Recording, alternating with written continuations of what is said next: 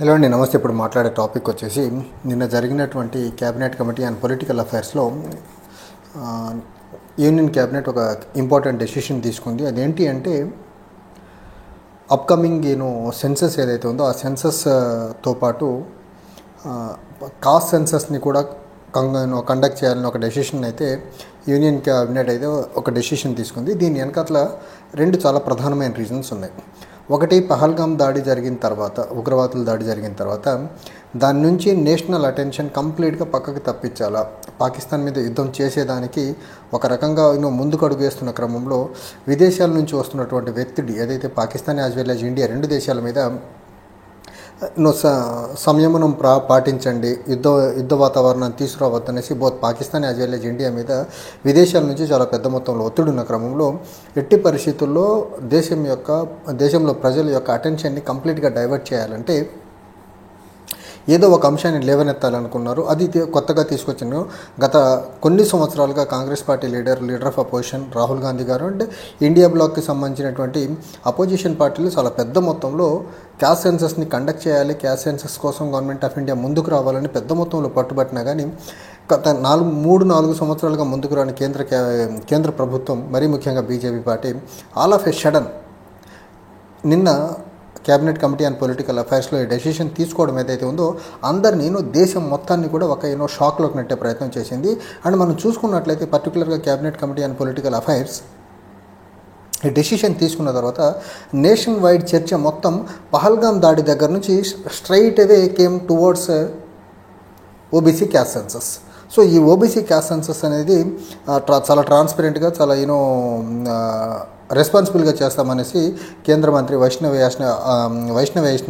వైష్ణవి అశ్విన్ చెప్పే ప్రయత్నం అయితే చేశారు. అండ్ ఏదైతే కంప్లీట్గా ఈ డైవర్ట్ పాలిటిక్స్ చేసేదానికి బీజేపీకి ఒక మాస్టర్ స్ట్రాటజీని అందించింది ఎవరంటే, మొన్న ప్రైమ్ మినిస్టర్తో ఆర్ఎస్ఎస్ చీఫ్ మోహన్ భాగవత్ గారు మీట్ అయిన తర్వాత ఈ డెసిషన్ తీసుకోవడం జరిగింది. So RSS chief Mohan Bhagwat కూడా కంప్లీట్గా దేశంలో, మరీ ముఖ్యంగా ఉత్తరాదిలో బీజేపీ మీద పహల్గామ్ దాడి తర్వాత జరుగుతున్న వ్యతిరేకత ఏదైతే ఉందో దాని నుంచి డైవర్ట్ చేయాలంటే దేశంలో మెజారిటీగా ఇప్పుడు ప్రస్తుతానికి బీజేపీకి సపోర్ట్గా ఉన్నటువంటి ఓబీసీ కులాలు బీజేపీకి దూరంగా అవ్వకుండా ఉండాలంటే ఖచ్చితంగా ఓబీసీ క్యాస్ట్ సెన్సస్ని టేకప్ చేయాలనేసి మోహన్ భాగవత్ కూడా ఒక సలహా ఇవ్వడం వల్ల నెక్స్ట్ డే క్యాబినెట్లో ఈ డెసిషన్ని తీసుకొని గవర్నమెంట్ ఆఫ్ ఇండియా అప్కమింగ్ సెన్సస్లో క్యాస్ట్ సెన్సస్ని along with general census conduct చేస్తామని చెప్పే ప్రయత్నం అయితే చేశారు. జనరల్గా ఇప్పుడు మనం చూసుకున్నట్లయితే 2020 ఏప్రిల్లో కండక్ట్ అవ్వాల్సినటువంటి సెన్సస్ బికాజ్ ఆఫ్ కోవిడ్-19 పాండమిక్ వల్ల అప్పటి నుంచి సెన్సస్ యాక్టివిటీ మొత్తాన్ని పోస్ట్పోన్ చేసుకుంటూ వచ్చే ప్రయత్నం అయితే చేస్తున్నారు. అండ్ ఈ క్రమంలో వైష్ణవి అశ్విన్ మాట్లాడుతూ కాంగ్రెస్ పార్టీ ఎప్పటి నుంచో క్యాస్ట్ సెన్సస్ని పొలిటికల్ టూల్గా వాడుకుంటుంది, చాలాసార్లు క్యాస్ట్ సెన్సస్ కండక్ట్ చేయాల్సిన ఆవశ్యకత ఉన్నప్పటికీ కాంగ్రెస్ పార్టీ కండక్ట్ చేయలేదు. ఈవెన్ 2011 సెన్సస్ అప్పుడు కూడా క్యాస్ట్ సెన్సస్ కండక్ట్ చేయకుండా సోషియో ఎకనామిక్ సెన్సస్ని కండక్ట్ చేశారు, కానీ క్యాస్ట్ సెన్సస్ని కండక్ట్ చేసే ప్రయత్నం కాంగ్రెస్ పార్టీ చేయలేదని చెప్పే ప్రయత్నం అయితే చేశారు. బీజేపీ మాత్రం చాలా ట్రాన్స్పరెంట్గా ఈ ఎక్సర్సైజ్ని ముందుకు తీసుకెళ్తుందని చెప్పే ప్రయత్నం చేశారు.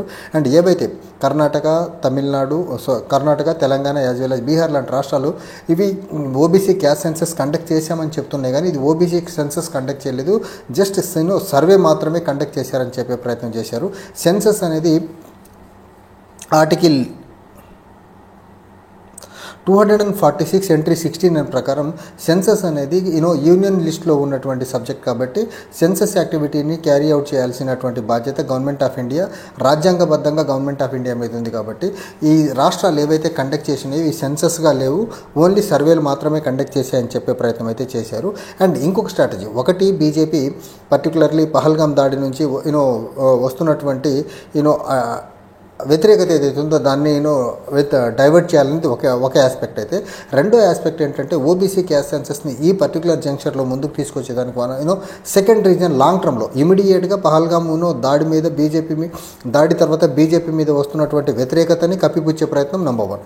నెంబర్ 2, రాబోయే అసెంబ్లీ ఎన్నికల్లో, మరీ ముఖ్యంగా Bihar as well as next year జరగబోయే ఉత్తరప్రదేశ్ అసెంబ్లీ ఎన్నికల్లో ఓబీసీ సమాజం చాలా ఫార్మిడబుల్ అండ్ డిసైడింగ్ ఫ్యాక్టర్ కాబట్టి ఈ Uttar Pradesh Uttar Pradesh as well as Bihar రెండు రాష్ట్రాల అసెంబ్లీ ఎన్నికల్లో ఎన్నికల రిజల్ట్ని డిసైడింగ్ ఫ్యాక్టర్గా పనిచేయబోయే కమ్యూనిటీస్ ఓబీసీస్ కాబట్టి సో ఈ ఓబీసీ క్యాస్ట్ సెన్సస్ని ఇప్పటి నుంచే తీసుకుని జనాల్లోకి వెళ్ళగలిగితే ఎలక్టరల్గా Bihar as well as Uttar Pradesh assembly ఎన్నికల్లో కూడా బెనిఫిట్ అవుతుందని ఒక నిర్ణయానికి వచ్చినటువంటి బీజేపీ చాలా కంప్లీట్గా పహల్గామ్ మీద దేశవ్యాప్తంగా ప్రతి ఏ మీడియా ఛానల్ చూసినా ఏ న్యూస్ పేపర్ చూసినా పహల్గామ్ సెంట్రిక్గా జరుగుతున్నటువంటి చర్చ మొత్తాన్ని ఒక్క దెబ్బతో బీజేపీ మొత్తాన్ని డైవర్ట్ చేసి ఓబీసీ క్యాస్ట్ సెన్సస్ వైపు తీసుకురావడం ఏదైతే ఉందో ఇది ఖచ్చితంగా ఇలాంటి డైవర్ట్ పాలిటిక్స్ ఒక బీజేపీ మాత్రమే చేయగలదు.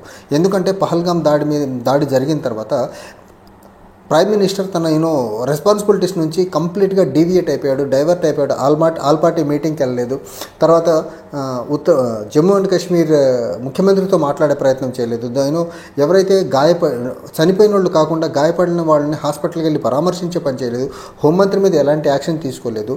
తర్వాత ఇంటెలిజెన్స్ ల్యాబ్సెస్ ఎక్కడెక్కడ జరిగిన వాళ్ళ మీద ఎలాంటి యాక్షన్ తీసుకోలేదు. తర్వాత కనీసం పార్లమెంట్ స్పెషల్ సెషన్ని కన్వీన్ చేసి దేశానికి ఉగ్రవాదుల దాడి బారి నుంచి కాపాడేదానికో ప్రజాప్రతినిధులు మరీ ముఖ్యంగా కేంద్ర ప్రభుత్వం బాసటగా ఉంటుందని భరోసా ఇచ్చే పని కూడా చేయకుండా కంప్లీట్గా ప్రధానమంత్రి ఇలాంటి సంకట పరిస్థితుల్లో దేశానికి భరోసా ఇవ్వాల్సిన ప్రధానమంత్రి తన బాధ్యతల నుంచి తప్పించుకుంటూ రివ్యూ మీటింగ్ పెట్టుకుంటూ బిజీ అవుతున్న ఈ క్రమంలో దేశంలో వస్తున్నటువంటి వ్యతిరేకత ఏదైతే ఉందో టెర్రర్ దాడులు, నరేంద్ర మోదీ అంటే టెర్రర్ దాడులు ఉండవు అనే ఒక నెరేషన్ నుంచి నరేంద్ర మోదీ ఉన్న టెర్రర్ దాడులు ఆగవు అనే ఒక నిర్ణయానికి వచ్చినటువంటి దేశ ప్రజల యొక్క అటెన్షన్ డైవర్ట్ చేసేదానికి చాలా సక్సెస్ఫుల్గా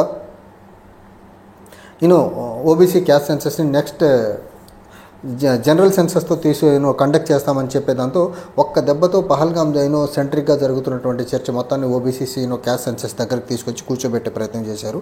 అండ్ ఈ పర్టికులర్ ఆస్పెక్ట్ని రాహుల్ గాంధీ గారు వెల్కమ్ చేశారు. ఇండియా బ్లాక్కి సంబంధించినటువంటి అఖిలేష్ యాదవ్ గారు వెల్కమ్ చేశారు.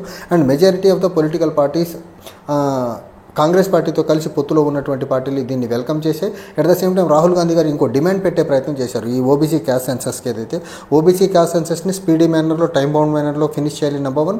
నెంబర్ 2 అని చెప్పింది ఏంటంటే 50% రిజర్వేషన్ సీలింగ్ ఏదైతే ఉందో దాన్ని ఖచ్చితంగా రిమూవ్ చేయాల్సిన ఆవశ్యకత ఉంది.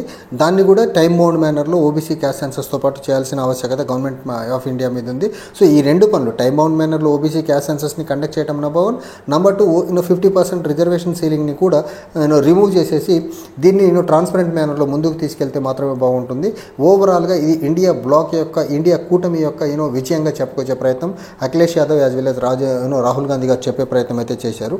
బట్ ఓబీసీ క్యాస్ట్ సెన్సస్తో ఏదైతే పహల్గామ్ దాడి యొక్క అంశాన్ని వీళ్ళు సబ్సైడ్ చేయాలనుకుంటున్నారో అంత ఈజీగా దేశ ప్రజలు మర్చిపోయే అంశం అయితే కాదు. ఎందుకంటే నరేంద్ర మోదీ చెప్పినటువంటి డాంబికాలు ఏవైతే ఉన్నాయో బీజేపీ అధికారంలో ఉంటే దేశంలో టెర్రర్ దాడులు చెప్పమని నమ్మబలికిచ్చిన విధానం ఏదైతే ఉందో సో వీళ్ళు నమ్మబలికిచ్చిన విధానానికి ఆన్ గ్రౌండ్ ఇప్పుడు టెర్రర్ దాడులు జరుగుతున్న విధానానికి రెండు చూసుకున్నట్లయితే మాత్రం వీళ్ళు ఇచ్చిన ప్రామిసెస్కి as well as on ground terror attacks జరుగుతున్న విధానాలు రెండు చూసుకుంటే మాత్రం రెండింటికి మ్యాచ్ అవ్వట్లేదు. సో ఎట్టి పరిస్థితుల్లో బీజేపీ మీద వస్తున్నటువంటి వ్యతిరేకతని కప్పిపుచ్చే దానికి మాత్రమే ఓబీసీ క్యాస్ట్ సెన్సస్ తీసుకొచ్చారనేది చాలా ప్రస్ఫుటం. అండ్ దీని వెనకాతలో ఉన్నటువంటి మాస్టర్ మైండ్ ఎవరంటే మోహన్ భాగవత్ మీట్ అయ్యి ఇచ్చిన సలహా మేరకు మాత్రమే ఓబీసీ క్యాస్ట్ సెన్సస్ అనే అంశాన్ని ముందుకు తీసుకొచ్చే ప్రయత్నం చేశారు. ఇది నరేంద్ర మోదీ మైండ్లో ఎప్పుడూ ఓబీసీ క్యాస్ట్ సెన్సస్ అనే ఆస్పెక్టే లేదు. ఎప్పుడైతే పహల్గామ్ దాడి తర్వాత దేశం మొత్తం నరేంద్ర మోదీ యొక్క లీడర్షిప్ ఎబిలిటీస్ మీద పెద్ద క్వశ్చన్ మార్క్ వేసేసిందో బీజేపీ ఉన్న దేశంలో టెర్రర్ దాడులు ఆగవు అనే ఒక నిర్ణయానికి దేశ ప్రజలు వచ్చిన తర్వాత అపోజిషన్ నుంచి పెద్ద మొత్తంలో టెర్రరిస్ట్ అటాక్ని కంట్రోల్ చేయలేదని బీజేపీ మీద దాడి పెరుగుతున్న క్రమంలో ఆ దాడి నుంచి తప్పించుకునేదానికి ఓబీసీ క్యాస్ట్ సెన్సస్ అనే ఒక ఆస్పెక్ట్ని ముందుకు తీసుకొచ్చారు తప్ప బీజేపీకి ఓబీసీ క్యాస్ట్ సెన్సస్ కండక్ట్ చేయాలి అనే చిత్తశుద్ధి ఉండి ఉంటే 2024 లోక్సభ ఎన్నికల కంటే ముందు నుంచి జరుగుతున్న చర్చని ఎప్పుడో క్యారీ అవుట్ చేసేదానికి గవర్నమెంట్ ఆఫ్ ఇండియా మరీ ముఖ్యంగా బీజేపీ ఇన్ ప్రిన్సిపల్ అప్రూవల్ అయితే ఇచ్చుండేది. ఇప్పుడు వరకు ఇవ్వకుండా ఇప్పుడు ఇచ్చేదానికి కారణం మోహన్ భాగవత్ గారి సలహా, పహల్గామ్ దాడి నుంచి పక్కదారి పట్టించడం నెంబర్ 1. నెంబర్ 2 రాబోయే అసెంబ్లీ ఎన్నికలు బీహార్ తర్వాత ఉత్తరప్రదేశ్ ఈ రెండు రాష్ట్రాల్లో ఓబీసీ ఓటర్స్ అనేవాళ్ళు డిసైడింగ్ కాబట్టి వాళ్ళ ఓట్లు మళ్ళీ దండుకునే ప్రయత్నంలో భాగంగానే ఈ పర్టికులర్ మూవ్ని cabinet committee and political affairs ద్వారా బీజేపీ అప్రూవల్ ఇచ్చే ప్రయత్నం అయితే చేసింది. Thank you.